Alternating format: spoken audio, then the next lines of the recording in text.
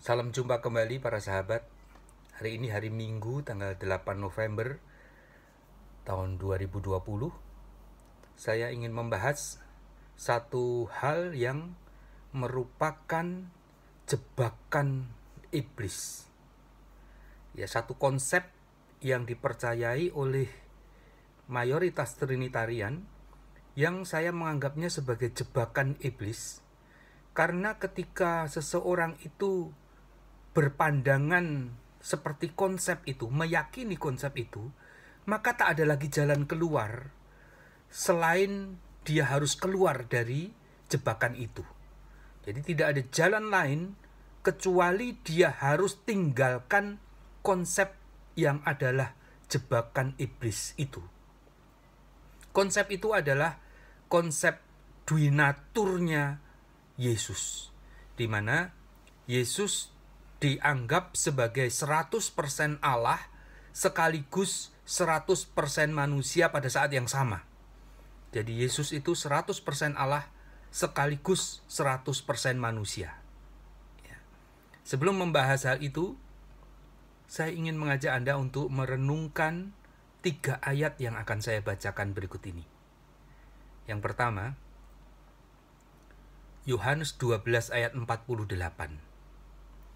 Barang siapa menolak aku dan tidak menerima perkataanku, ia sudah ada hakimnya. Apa hakimnya? Yaitu firman yang telah kukatakan. Itulah yang akan menjadi hakimnya pada akhir zaman. Jadi ayat ini menegaskan bahwa semua ucapan yang disampaikan oleh Yesus itu akan menjadi hakim, akan menjadi pengadil, akan menjadi tolok ukur yang akan menentukan keselamatan kita kelak. Ingat, semua yang difirmankan oleh Yesus akan menjadi pengadil yang akan menentukan keselamatan kita kelak. Yang kedua, Yesus juga berkata di dalam Yohanes 7 ayat 38, barang siapa percaya kepadaku seperti yang dikatakan oleh kitab suci, ya, barang siapa percaya kepadaku seperti yang dikatakan oleh kitab suci, bukan seperti yang dikatakan oleh pendeta A, pendeta B atau siapapun, tetapi seperti yang dikatakan kitab suci, maka dari dalam hatinya akan mengalir aliran-aliran air hidup. Jadi hal ini sudah dicontohkan oleh Yesus ketika melawan iblis. Selalu Yesus menggunakan ada tertulis. Ada tertulis. Nah, demikianlah Yesus memberitahukan kepada kita, kalau kita percaya kepada Yesus seperti ada tertulis, seperti yang sudah dikatakan oleh kitab suci, bukan seperti yang dikatakan oleh orang-orang lain selain kitab suci, maka dari dalam hatinya akan mengalir aliran air hidup. Yang ketiga, kali ini tentang Roh Kudus, ya.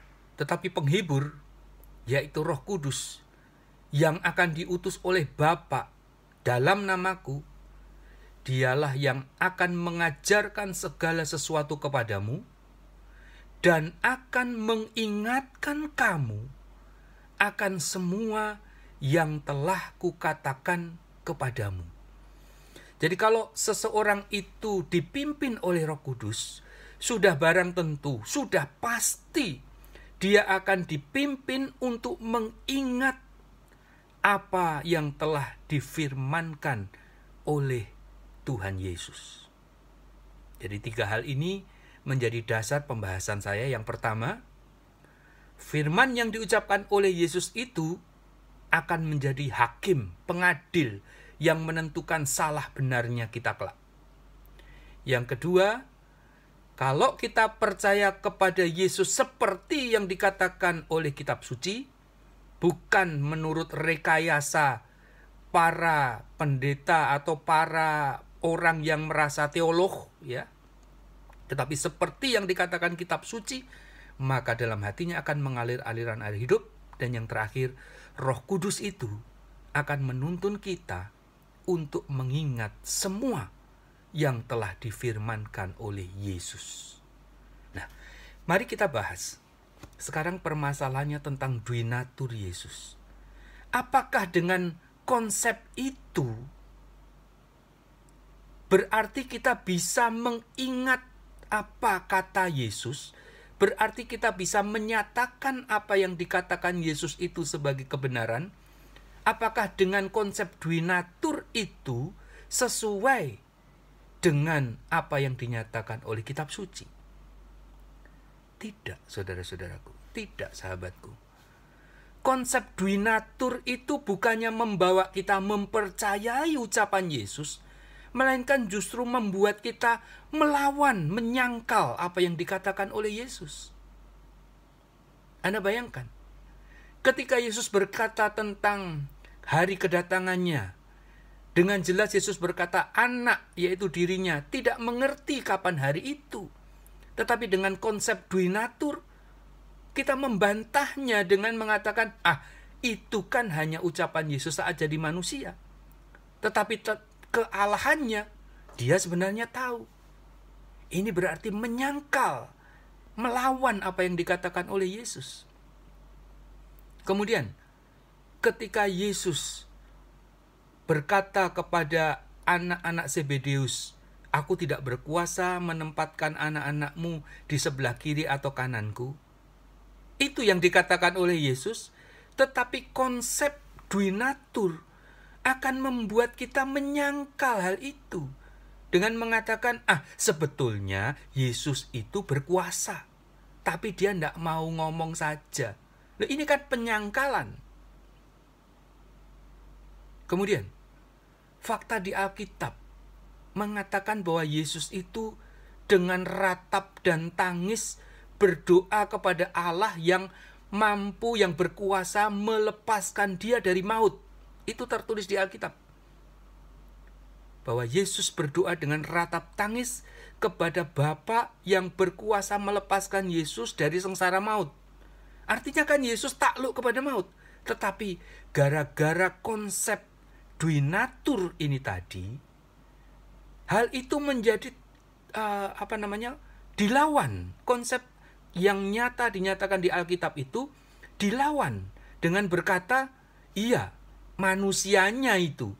Tetapi sebetulnya Allahnya, keilahiannya, Yesus itu berkuasa atas maut. Jadi konsep duinatur ini membuat Yesus menjadi sosok yang susah dipahami. Yesus adalah tidak tahu sekaligus tahu. Yesus adalah tidak mampu sekaligus mampu. Yesus adalah tidak berkuasa sekaligus berkuasa. Ini konsep macam apa? Itu sebabnya saya katakan konsep ini adalah jebakan iblis. Kenapa? Bahkan Anda bisa bayangkan sekiranya Yesus turun lagi ke dunia, kemudian menemui secara pribadi orang yang memiliki konsep duinatur tadi, kemudian Yesus berkata, anakku, aku ini bukan Allah. Allah itu adalah Bapakku. Ya, anggaplah Yesus berkata begitu, maka ucapan Yesus itu akan dipatahkan dengan berkata, Yesus, engkau jangan main-main. Itu kan yang berbicara adalah kemanusiaanmu. Tetapi kealahanmu kan sebetulnya engkau juga Allah. Jadi Yesus pun tidak akan mampu mengatasi masalah ini kecuali jika Anda tinggalkan konsep duinatur itu. Lagi pula konsep duinatur itu tidak ada di Alkitab.